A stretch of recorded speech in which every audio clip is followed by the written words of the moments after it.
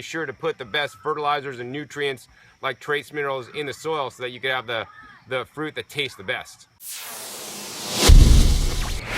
Here we are at the Woodstock Fruit Festival, and I bumped into John here, OK Raw. Now, I attended one of his lectures earlier, and he was talking a lot about micronutrients and how our soils have been depleted for our foods. I was just wondering if you could elaborate a little bit more on that.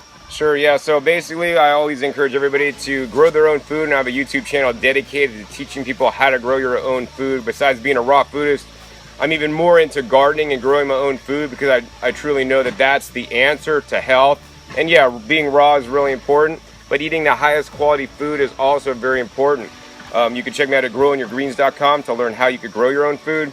But basically what I've discovered is that, over the years of using chemicals and even maybe just, organic farming even, soils are pulling up nutrients out of the ground and they're not being replaced. So here's the prime example, right? You can picture this.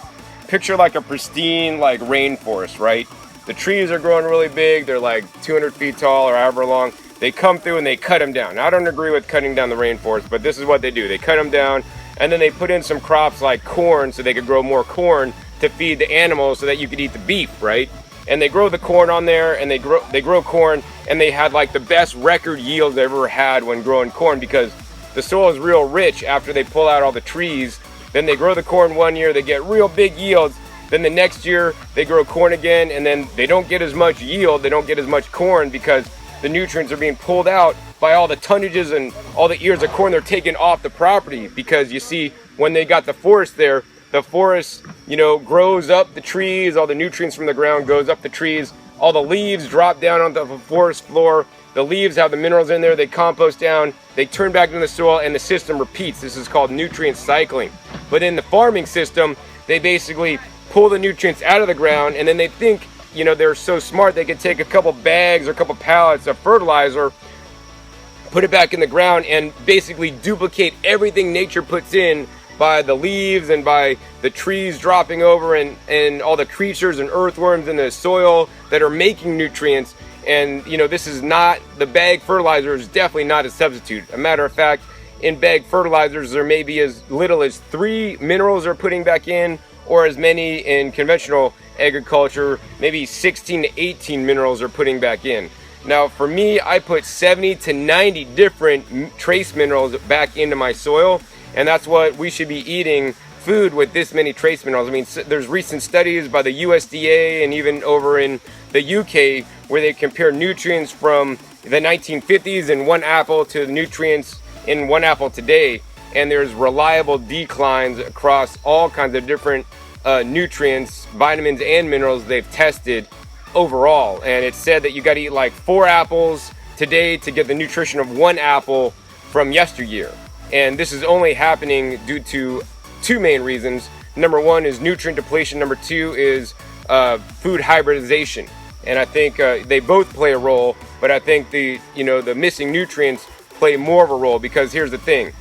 The more nutrients you have in the soil, the more proteins the plant can make in themselves. So the more bug and disease resistant they are, plus those proteins are now available for us, so we could have twice as much protein. And also, the minerals could also be greatly increased. For example, in growing practices that I would recommend, there can be up to like twice as much protein, as well as twice as much of other different minerals that are tested. But more importantly for me, the reason why I grow the way I do is for the phytochemicals and phytonutrients. These are not talked often about. It's things like zeaxanthin, lycopene, lutein, all these things that are good for your eyes. They're good for anti-aging. They're going to keep you younger longer. They're going to fight disease for you. And these are the nutrients we really want to get to our food so that we can stay youngest, the longest, and have a great big party here on Earth for as long as possible. Is there a way for the average person who shops at the grocery store and doesn't grow their own food, is there a way we can try and avoid certain foods and get more nutrients in our food by shopping in certain places or anything like that? Sure. So I always encourage you guys to get organic, because at least with organic food, it's not going to be sprayed with the chemicals, even though it is going to be raised on a limited spectrum of nutrients, chemical man-made fertilizers, when man is trying to duplicate what nature's doing, but they do an incredibly poor job. And because it is poor quality food, they need to spray more pesticides on it. Because if you think about it, how come there's like no major damage in the forest with like bugs, disease, pests, and the forest grows but we got to spray tons of pesticides on food. Well, that's because the forest has all the nutrients, and when they have all the nutrients, it's like us. If we eat healthy food, if we eat a plant-based raw diet, you know, we're barely going to get sick. But if we eat McDonald's and eat crap and junk food, you're going to get sick a lot. And basically, we're feeding the plants crap.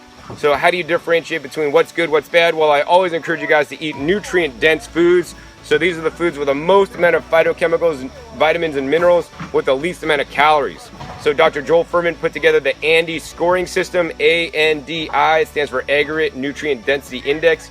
You can just search for ANDI scoring system chart online, and you can come up with a chart. But basically, to sum it up, the most nutrient-dense foods on the planet that have the most amount of minerals per calorie and different other nutrients are things like the leafy greens at the top, collard greens, bok choy, kale, spinach, things like that. And then moving down on the list are like other vegetables, and then like non-sweet fruits like the, you know, peppers are really probably one of the highest fruits on there.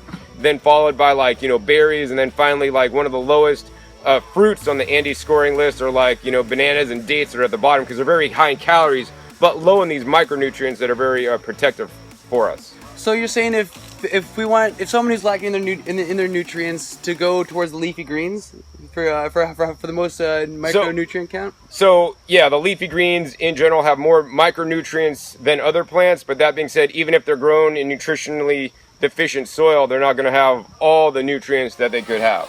All right, so that's it. You heard it right here from John. It's fruits and vegetables for life. It's fruits and vegetables for the win.